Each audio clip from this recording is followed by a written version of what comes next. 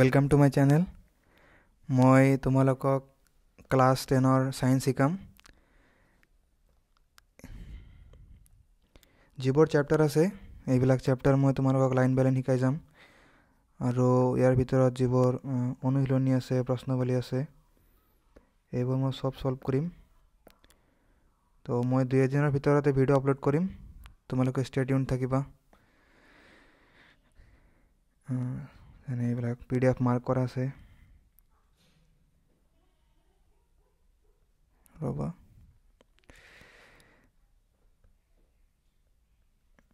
কৈ PDF mark কৰা আছে এইবিলাক মই বুজাম, লাইন বাই লাইন বুজাম। প্ৰশ্নাৱলী বিলাক শিকাম, কৰিম, সলভ কৰিম।